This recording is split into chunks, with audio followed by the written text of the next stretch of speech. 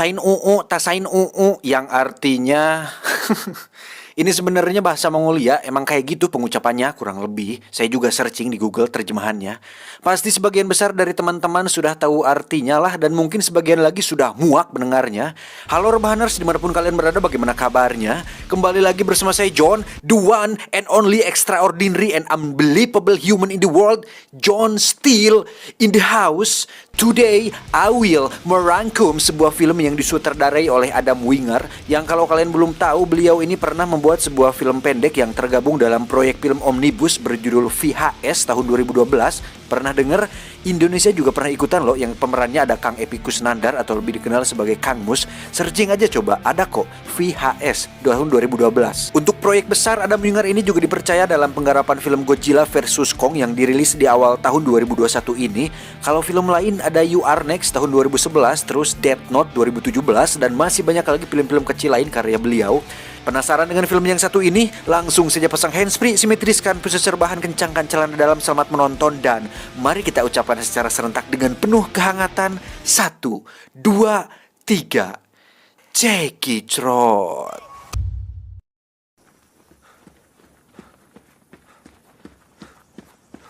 Kisah akan berfokus pada sebuah keluarga yang belum lama ini berkabung atas tewasnya anak sulung mereka di medan perang. Ada si ibu, ayah, anak si kakak, dan Luke si adik. I'll see you later. Okay. Drive safe. Bye, Mom. Yang paling terpukul atas kehilangan anak sulung mereka adalah tentu saja si ibu yang memang selalu berada di rumah setiap hari, sehingga beliau sering kali menangis ketika ingat kenangan masa lalu saat anak sulungnya masih hidup. Sementara itu, kita akan melihat seorang pria yang nampaknya seorang tentara sedang berlari, dan ternyata dia datang ke rumah si ibu dengan mengaku sebagai sahabat dekat anaknya waktu di militer. Dia bernama David. I knew your son, Caleb. And we trained together and served together. Would you like to come inside? Thank you, ma'am. Untuk membuktikan hal itu, David pun menunjukkan wajahnya di foto dinding yang ada di rumah, dan memang benar bahwa dirinya merupakan tentara yang ditugaskan bersama mendiang anak sulungnya. Dan tujuan David datang yaitu untuk menepati janjinya kepada mendiang, yakni mengunjungi rumah ibunya dan mengatakan bahwa mendiang sangat mencintai dan menyayangi keluarganya, dan jelas itu membuat si ibu langsung ciremai dan pergi ke belakang. Would you excuse me, please?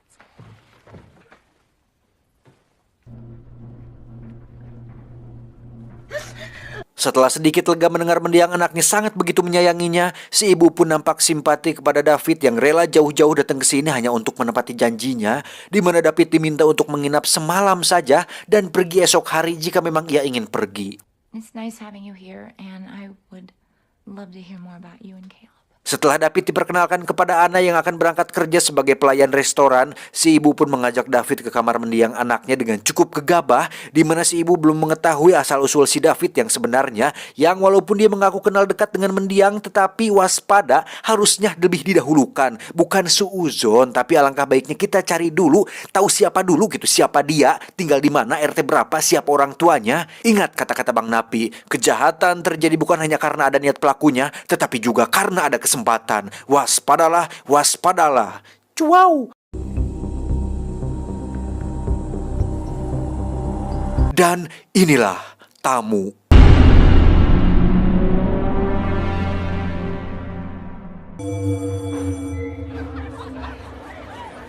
Beralih ke sekolah tempat Luke menuntut ilmu, yang justru dia selalu mendapat perundungan dari beberapa preman sekolah yang sok jago dan berkuasa, di mana hal itu membuat Luke menjadi anak yang lunguh dan tidak percaya diri. Tiba di rumah, Luke pun langsung berkenalan dengan David, dan saat ditanya kenapa wajahnya lebam, Luke pun mengaku hanya mengalami kecelakaan kecil saat olahraga, yang padahal David menyadari betul bahwa sekolah merupakan tempat yang keras bagi anak-anak lemah seperti Luke. Yeah, that can happen. Yeah. Sebagai tuan rumah yang baik, si ayah pun mengajak David untuk minum-minum sambil mengobrol, dan ketika si ayah mulai mabuk, dia pun curhat mengenai permasalahannya di tempat kerja tentang seorang karyawan baru yang langsung naik jabatan menjadi manajer, di mana saat si David menjadi pendengar yang baik dan meresponnya dengan cara yang tidak lebay, si ayah pun mulai simpati dan meminta David untuk tinggal di sana sementara waktu. That's crazy. You don't know where you're going. Stay here for a couple more days. Well, maybe just a couple more days. All right. Singkat cerita, esok pagi pun Caang. Luke pun dikejutkan dengan kemunculan David yang menjemputnya ke sekolah, di mana dia meminta Luke menunjukkan yang mana anak-anak yang suka membulinya. Dan saat mereka pergi, David pun dengan sengaja mengikutinya.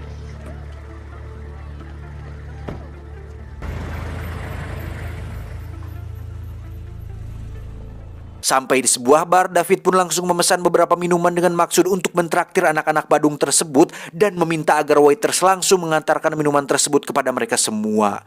Saat anak-anak Badung itu merasa tersinggung karena hanya ditraktir minuman Josu dan Marimas tanpa es batu, tiba-tiba...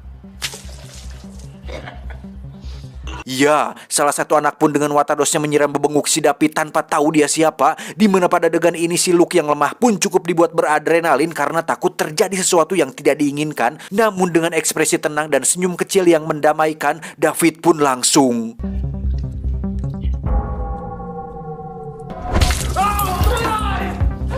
Dari situ terjadi perkelahian yang membuat anak-anak Badung itu mengalami cedera parah, di mana saat David sudah selesai, dia pun memberikan beberapa lembar uang kepada si waiters dan memintanya untuk mengatakan bahwa insiden ini terjadi karena ada Genji yang sedang mengamuk. Ora. Malam harinya, Anna pun dibuat melongo saat melihat tubuh atletis David ketika baru selesai mandi, di mana hal itu cukup membuat Anna berimajinasi liar yang tidak pernah dia dapatkan dari pacarnya. Anna pun mengajak David ke pesta temannya yang bernama Christine. Ini orangnya. David terlihat cukup gagah di antara yang lain saat dirinya mengangkat 2 drum berisi bir yang membuat Christine tertarik dengan sosok si David. Saat mereka sedang mengobrol berdua, muncullah mantan Christine yang sering bertindak kasar, sehingga David memutuskan untuk menghajar babangusnya agar dia kapok dan tak datang lagi. Hingga akhirnya David mendapat sebuah hadiah dari Christine. Apa itu? Ya, pasti teman-teman sudah paham.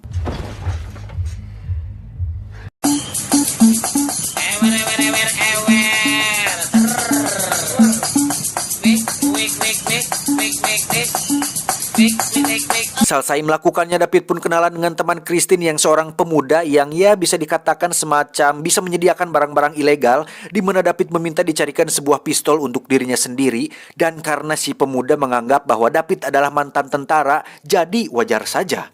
I'm a soldier, man. I like guns. Soldiers like guns. Anna pun langsung mengajak David pulang setelah bertengkar dengan sang pacar yang tidak bisa berhenti main judi slot online, sehingga David memberikan beberapa petuah agar Anna meninggalkan pria seperti itu. Namun karena masih cinta, Anna pun masih harus berpikir kembali untuk mengambil keputusan tersebut. Singkat cerita, esok pagi pun tiba.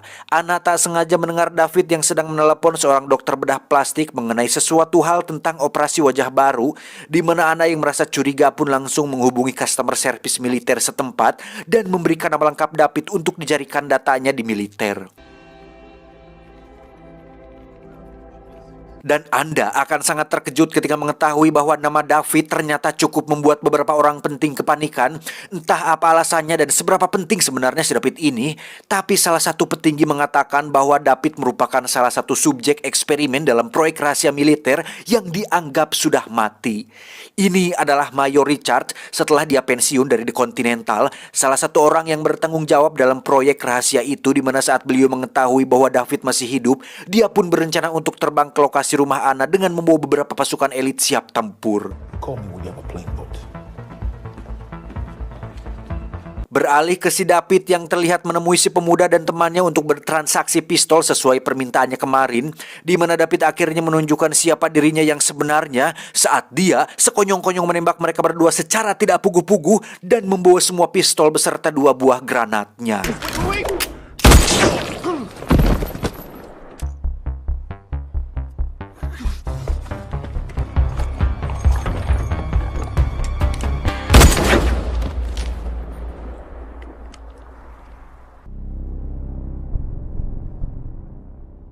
Bersamaan dengan itu, Ana pun dibuat terkejut saat mendapat informasi bahwa David dilaporkan sudah tewas dalam sebuah insiden mengerikan, yang mana saat dia menceritakan hal itu kepada ibunya, muncullah si ayah yang dibuat syok sekaligus senang ketika mendapat kabar bahwa manajer barunya ditemukan sudah tewas di kamar hotel dan beliau dipromosikan menjadi manajer baru di kantor tersebut. Tak lama Ana pun mendapat telepon dari pacarnya yang mengatakan bahwa dia ditangkap polisi oleh karena dituduh menjadi pelaku atas kasus pembunuhan si pemuda tadi siang, di mana polisi telah menemukan sepucuk pistol di kamarnya yang disinyalir merupakan barang bukti atas kasus pembunuhan tersebut. Setelah informasi tentang ketidakjelasan asal-usul David, lalu kabar kematian bos ayahnya yang tiba-tiba dan sekarang pacarnya ditangkap polisi secara tidak puguh-puguh, membuat Ana curiga bahwa David ada hubungannya dengan semua ini, apalagi David tidak pernah menunjukkan kartu identitasnya sama sekali. You're right here. Anna Peterson, you owe him an apology. Fuck you. Hey, now, Anna. Singkat cerita, esok pagi pun tiba. Luke terlihat sedang duduk dengan tenang tanpa sedikit pun mengganggu yang lain. Tetapi si anak badung yang tempo hari ternyata memang punya jiwa usil sejak lahir, sehingga Luke terpaksa membogemnya untuk kemudian dia didorong sampai tersungkur, diakhiri dengan memukul wajah si badung menggunakan papan penggaris.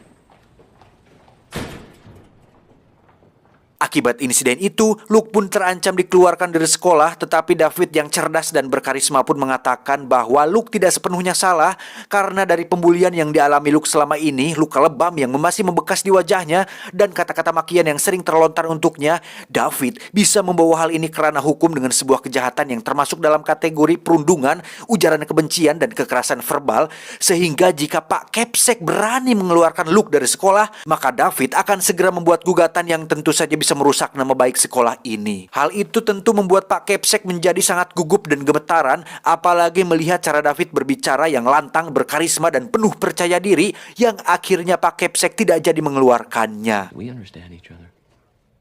I believe we do, Mr.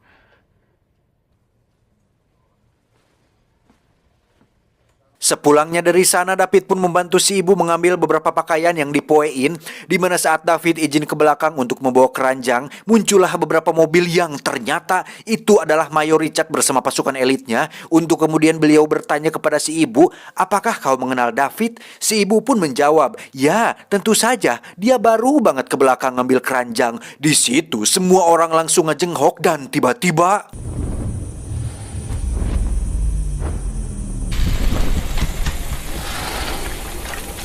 dari situ terjadi baku tembak di mana David langsung loncat ke dalam rumah dan diberondong puluhan peluru berkaliber besar yang tak satu pun berhasil mengenainya, di mana saat salah satu anggota pasukan elit masuk, justru dialah yang harus tewas oleh David, dilanjutkan dengan David yang merangkak di bawah tembakan yang murudul begitu banyak sampai dia loncat ke dapur yang di situ sudah ada si ibu yang sedang berlindung.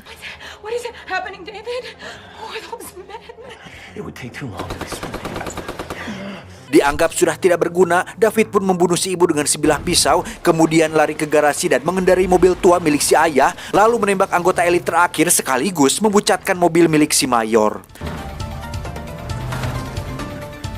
Dalam perjalanan, David pun melihat mobil si ayah yang baru saja pulang kerja, di mana David nekat menabrakkan mobilnya ke mobil si ayah hanya untuk mencegah dia sampai di rumah.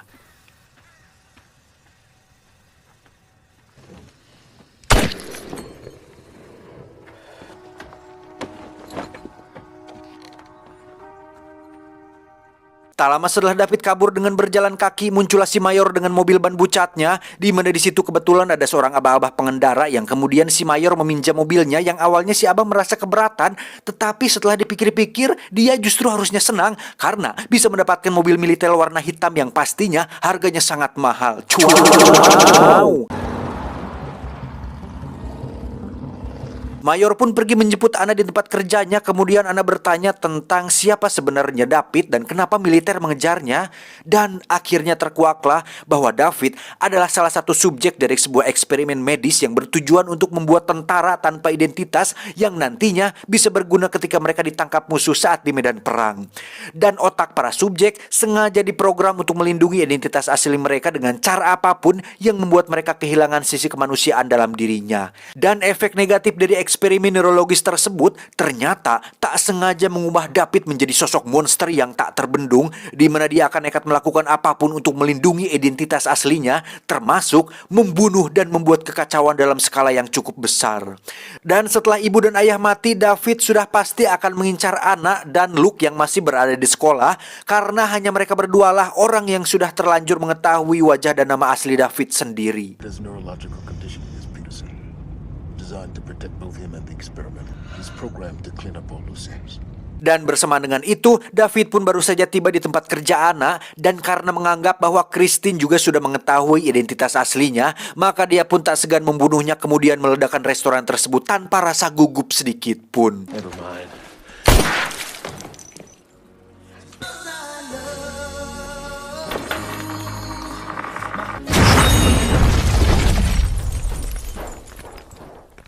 Beralih ke sekolah Luke yang kebetulan sebentar lagi akan diadakan acara Halloween di mana Luke sedang dihukum menjadi seksi bersih-bersih di acara tersebut. Mayor dan Anna pun langsung mengajak Luke untuk pergi, tapi mereka keburu dikejutkan dengan terbunuhnya seorang guru yang pastinya adalah perbuatan si David yang sudah sampai di sana. Si Mayor pun menyuruh Anna dan Luke untuk pergi duluan, sementara dirinya akan memberanikan diri untuk menangkap si David sendirian. Namun hasilnya tentu saja beliau harus tewas secara mengenaskan karena David lebih cerdas dan terampil dibandingkan dengan dirinya.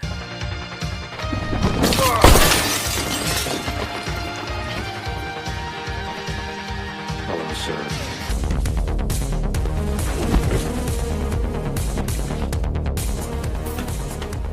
You shouldn't have followed me. Tersisa Anna dan Luke yang secara persentase dan logika mereka berdua hanya punya peluang 5% loh untuk bisa bertahan. Itu pun kalau mereka punya senjata api. Dan ternyata Anna tidak seperti yang kita bayangkan, karena sebagai tokoh utama yang dikira lemah, Anna ternyata lebih cerdas dari dugaan saya, di mana dia berhasil mengecoh David dengan membuat jejak darah palsu dan muncul dari belakang dengan sepucuk pistol di tangannya.